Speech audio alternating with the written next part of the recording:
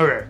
This is a weird way to start the video, but I'm on Amazon right now and I'm tracking my package. I've got an EF to M42 screw adapter coming in the mail, and it looks like it's like almost here to my place. I'm super excited. So what I want to be talking about today is this little bad boy right here. Okay, so this is the Vivitar, or Vivitar, I don't know how to pronounce it.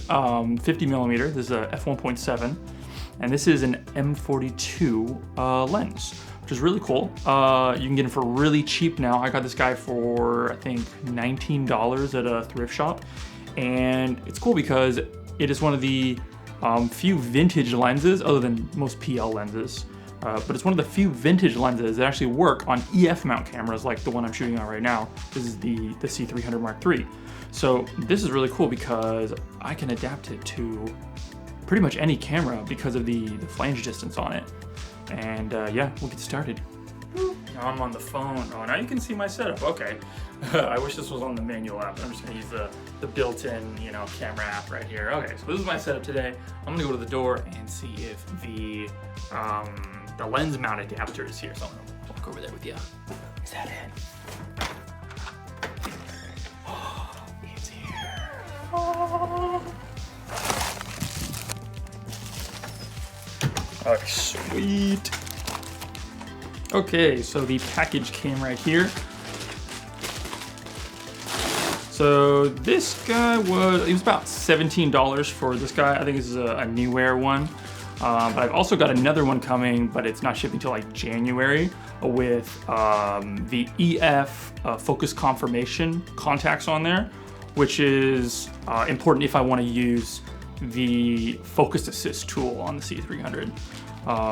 And I'm okay with not having it just for like demonstration purposes, but having that kind of focus assist is pretty nice.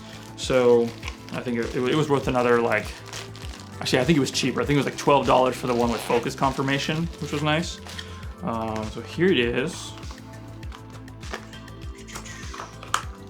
Lens here. I'm gonna give you a couple of focal lengths. Right now I'm on 24 millimeter, but I'm gonna switch to 50 millimeters, kind of move the camera back, and then I will switch to this lens so we can see the difference between the modern, this is the Sigma 24-70, but like a modern lens and a vintage lens, and kind of what the characteristics are of both of them and why I really like this little guy actually. Just gonna put this on here. There we go. Nice. I should clean it. I'm gonna clean it later.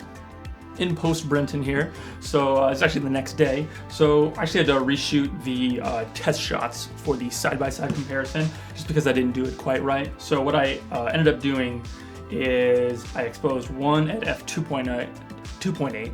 I kept the 4 stops of ND that I used at the 1.7 on the vintage lens, but I actually upped the ISO on the f2.8 Sigma lens to 1600, so it is going to be a little bit more noisy, and I kind of notice it in the details, but for the most part you're seeing the characteristics of the lens the same, and the field of view doesn't change, which is nice.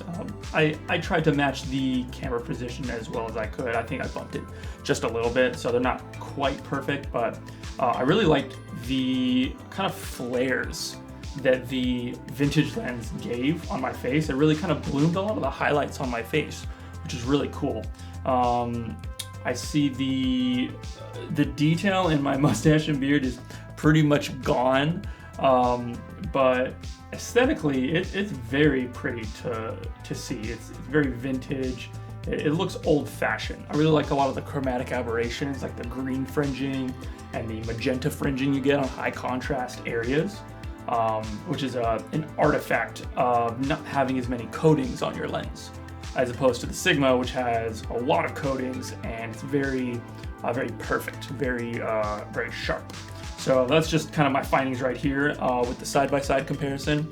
And now I'm gonna go shoot some B-roll yesterday to compare the two, and so you can see what I think about it in that.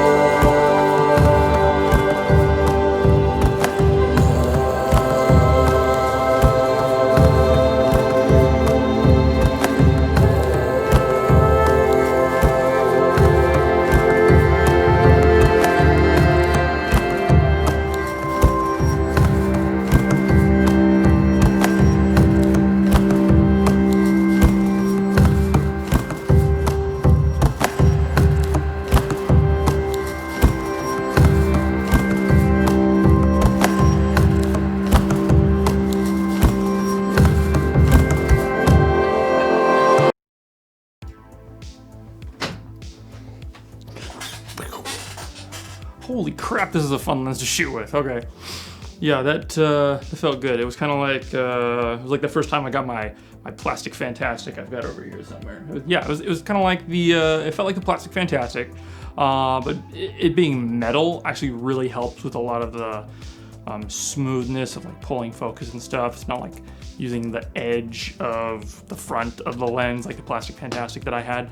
But yeah, it's super cool. It definitely has a vintage glow to it that is completely out of control for a lot of high contrast points.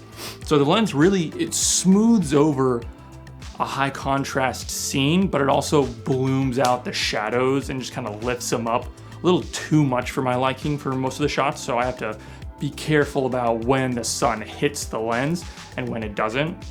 So I'm sure I could get some sort of like lens hood, like a tiny little matte box for it, or just a little shade. I can use my hand.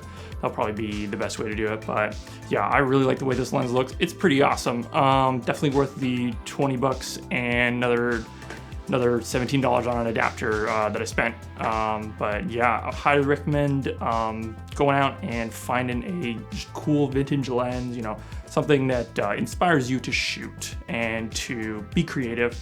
That's kind of why I do this. I love to make art and to, you know, kind of paint with light. When I'm using this little 50 millimeter, it's definitely more of a, I don't know, it's a different kind of paintbrush, you know. It's a very manual, very, I like the way it sounds, very old, very imperfect. And that's something that I miss a lot of with very new, very modern lenses that I use. And this is a cool little lens. So yeah, I will see you guys in the next one. Don't forget to like and subscribe if you want to see more content on this channel. I'm going to be pumping out some more videos and just having fun. Sweet. Bye.